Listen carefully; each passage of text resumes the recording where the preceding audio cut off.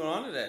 Mike, prior to the 206 questions you're going to get about stomach flu, just to get two things out of the way, we haven't seen Van Ginkel in 2 days. Does he have a serious injury that will sideline him into the season? And Needham, we saw walk off with trainers. Does he have a serious injury that will sideline him in for season? A 2-for-1er, just to get it out of the way so you can talk about stomach flu. So Van Ginkel, Needham.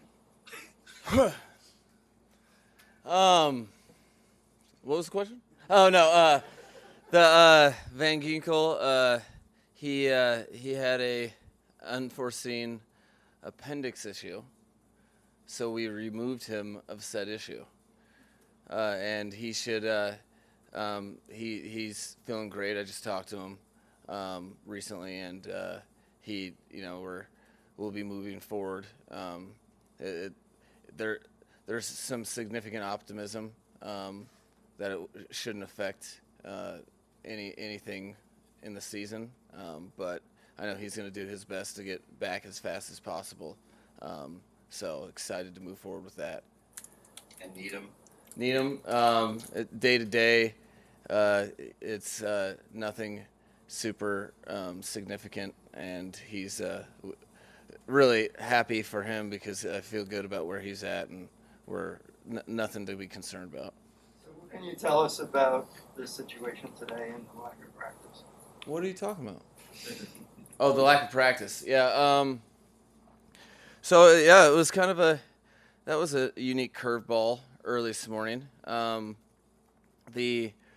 was just the accumulation of some players having a stomach bug that we don't really know totally where it was coming from, and just trying to be overly cautious so that we didn't further affect players on the team, as well as had to think of the best interest of the Philadelphia Eagles as well. That couldn't in good conscience just move forward and try to limit reps of practice. Just wanted to make sure that really it all comes down to wanting to be able to fully play the preseason game as planned. So the best way to do that with the unknowns were to just keep everyone away from each other, because clearly it's some sort of contagious, but it appears to be the normal symptoms that I'll allow you to detail if you'd like of stomach bugs. Roughly how many players are we talking about who are ill right now? There's more than a couple players, so it's not half the team by any stretch, but that's what I was trying to prevent.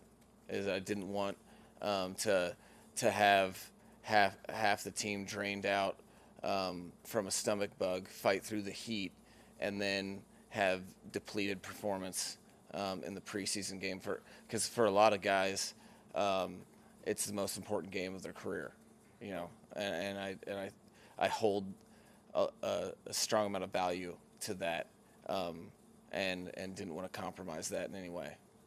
Is it limited to players or their staff also? Yeah, there's a couple staff members too, which is why the decision was easy, just because of I really didn't want this to linger, and the best way to nip in the butt was just aggressively act, erring on the side of caution. With COVID and other viruses and any other type of illnesses that could pop up during the season, what are some things that I'm sure you've thought about relative to, okay, if we lose a player or a play caller, God forbid, on a Thursday or a Friday, we have our contingency plans? Yeah, I mean, try as you may, you're not getting rid of me. No, you have to think about that stuff. It's kind of your job. So, there's that's very natural and organic, because that it's the same protocol as football by its nature. You can't predict the future, and you have to be ready to adjust. So you're always doing that with the roster in general, and we're all very well versed in COVID. So that those types of things, and unintended consequence of that is you end up naturally thinking of, contingency plans, because that no one, the bottom line is the organization has to operate at its best, and no one cares extenuating circumstances. So that this was a random curveball, but I've said on record before, I think maybe I look forward to any sort of adversity in general, because I always think there's something to take out of it. In this case, guys can get a little perspective. Maybe my team meetings are actually more entertaining than they realized. Missing their teammates, an opportunity to really to rest and recover and regen. These are all things that I spoke to the team about virtually probably an hour ago, because it's not about, you just don't worry about what happens. You worry about how to handle things, and how you handle things that are really unforeseen. Mike, do you have any feelings about how this could potentially affect who plays on Saturday? Feelings. I wanted to share feelings. I was pretty excited about today, because I was, upon waking up and driving to work, before I got said news, I was excited to talk about my feelings, and maybe some announcements. This, unfortunately, and with all seriousness, I kind of had something in my mind, and I was ready to go with it. And sure enough, I was, the world told me not to get ahead of myself. So it's just like any sort of like football-related injury, where now you just have to really reassess tomorrow when you get everyone in, and make sure everyone is not put in harm's way, and then take it from there. So it may or may not affect. I'm hoping the whole intent with having the guys not come in and not practice today was to nip in the butt so it wouldn't be affected. But we'll see, and that's not something that really rattles me. I'll just adjust. That's kind of the nature of my job. Mike, do you know that you guys have identified the origin of this illness and have addressed it so it won't recur? No, you know what?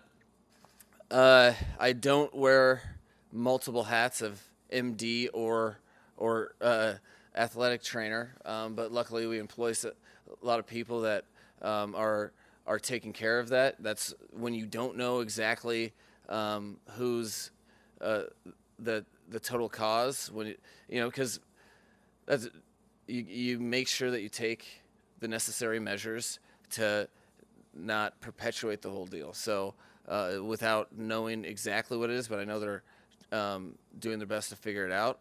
That's why you keep people out of the building, and that's really what it was.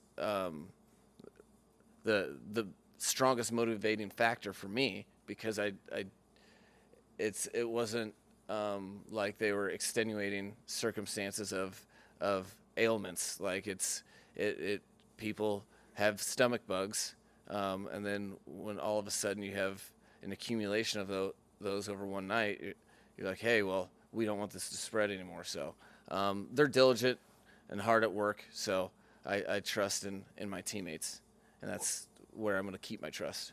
What steps, if any, are you taking that you wouldn't normally take inside the building? When I say you, I mean the organization. Are they? Besides walking on my hands? No, is it possible to, like, I don't know, sterilize anything? No, oh yeah, they're again, unintended consequence of COVID. Like those measures, you just have measures that you can apply, and so in the short term where you don't have any information other than symptoms, you can go you can move forward with those same types of protocols to make sure everything is up to snuff with sanitation, et cetera, et cetera. But that's not. these are measures just because we're trying to be overly cautious and make sure nothing continues to trickle moving forward. Are there sort of 3, 4, 5 roster spots that are really just not decided at all at this time? Or give me an idea if you can on where the roster sort of No, stands. there's some jobs to be settled, and it's not as easy as like, all right, well, who has the most tackles, who has the most yards. You're talking about an accumulation of, I look at it like this. Each position is coached by a position coach that is accumulating points of emphasis during the course from May on. And you see how people adjust, and the longer that you get into camp, the more specific those things get. In that process, you're seeing how people respond, and by nature, there's especially of a competitive roster like we have, where there's multiple. We have more NFL players than spots. That's the bottom line. So, there's too many to count on a hand with things that need to be ironed out. Unfortunately, we missed an opportunity on the field today. But then all that means is guys have an extra day with that extra day of preparation, we get to see a product on Saturday that is not result based. It's an accumulation of how people have handled coaching points and how they've really evolved and got better. Because the bottom line of the NFL game is you're looking for players and units that are their best in January, so that is the prerequisite of teams that win. And if you're trying to be a winning team, one of the things all the players have to be able to do is continue to get better. So it's a really fun process that you're exhausting, where you get to see this final product of play after all of these different coaching points, and that's why you don't try to rush the process with a lot of those undetermined spots that we're trying to finalize. Mike, there was a report earlier this week that Mike Gesicki's name has come up in trade conversations. Is that report accurate? Is Mike Gesicki assured to be on this roster week 1? I mean, these reports are tricky to me because I'm like, again, I've alluded to this before at the beginning of the offseason. Like, during the training camp, during the off season in general, like, GMs have work to do, and they're not just watching us coach. So when people report that somebody is, when they use that loose verbiage of, all right, well, yeah, his name's been brought up or whatever. I mean, the report is kind of misleading because, like, there probably should be a lot of names on that report. All I'm focused on, and that's, regardless of what people try to drum up, like, I'm focused on coaching Mike. Mike's focused on getting better. And, people have made stuff about this, that, or the other. Like, whether you're a receiver or a tight end, or we even have running backs do it, you have to be able to do stuff with the ball, and you have to be able to block for other people that are doing stuff for the ball. And we continue to work those techniques with everyone. He had a great week of practice this week, which tells you a lot about that individual, because there has been random noise that hasn't listened to clearly. He's putting his best foot forward, and that's all I'm concerned about. And it's my job to coach the players on the team, and I like coaching Mike. And beyond that, like, it's kind of a I don't know, a no ends process about talking about, did someone talk about somebody else with, that stuff happens more often than it doesn't. Mike, is there an update on Jalen Waddle? I know he's been out for a little while. Yeah, no, he's still mad at me. he got a little indie work, and that was intentional, because we knew that he had, he has some, not only is he yearning to compete and do his job, which he loves to do, but also, I'm aware enough to know, hey, he has some close ties on the opposing team. So if we were practicing against ourselves, would he have practiced? There might be a stronger chance, maybe. I'm just very acutely aware of, even if a guy says, all right, I'm going to take it easy, like, you have to protect people from themselves. And I think, I saw him on the field from my office after practice catching jugs with his buddy that I knew he'd probably try to perform in front of. So yeah, it's he was out there, and it wasn't because of any setbacks. We were just making sure that we took it step by step and didn't go 0 to 60. The rest has been awesome for him, and I'm really fired up and expect him to see him on the field here sooner than later. Like, is that your offensive line? I know they're not a finished product, but for the first part of the season, I'm wondering how you manage them. Do you figure out 4 or 5 things they do well and play to that until they develop later in the season, or how do you manage that? Well, that you're always trying to do stuff that your players are good at as best you can, and I think I'm happy with how each individual is progressing. If you're striving to be really good at something, that process is never complete, and it should be hard. There's a lot of things that go into both of their responsibilities, protecting for the pass and blocking for the run. I thought, it's one of my favorite things about joint practices, is you get that, like Philadelphia, for example, their defensive line penetrates a lot. They're very good.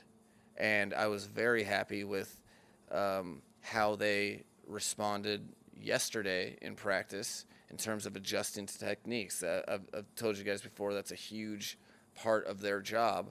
And so, yeah, I try to, that's the whole idea of the entire offense in general, is that you don't leave offensive linemen on an island. You try to do what they're good at.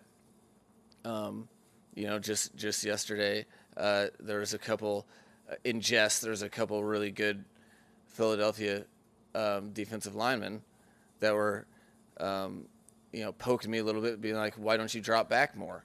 I'm like, you would like that, wouldn't you? So I think I think they're in a good stage of where they're developing, and I'm confident that that at some point in time, moving forward, that the results will reflect that. But there's a lot of compounding variables for those results, which is up to everyone, even the quarterback. He has a job on run plays too. If you don't see Tua carrying out his fakes, make sure you get on Darrell Bevel. You mentioned the level of competition for these final roster spots. How do players react to missing this key practice last one of training camp, and also what's the sense that you get of that going into this preseason game? That was an unintended consequence of the Zoom meeting this morning. Guys were in the tank. Guys wanted to practice. Guys were doubling down, asking to come in the building. So I didn't know this whole stomach bug gate to be something of gathering information, but every circumstance that you incur, there's something to be gathered from it. And I learned that they wanted to be in the building. I thought that, but you don't know until you see their faces, and they're just like, well, and I'm like, relax. So it was tough on all of them. I think they're all aware that there's opportunities missed, but in turn, they're also feeling the responsibility of, okay, well, I better use some of this, or I better use this day to rest recover and also make sure I'm completely square on all responsibilities that I'm going to be held accountable for on Saturday, and those things. So you just try to use what can be perceived as a negative and turn it into a positive. Same message that I preach really daily. That I don't even care if it gets old. I'm going to keep pushing it because that's what I believe. Thank you guys. Yeah, it's fun.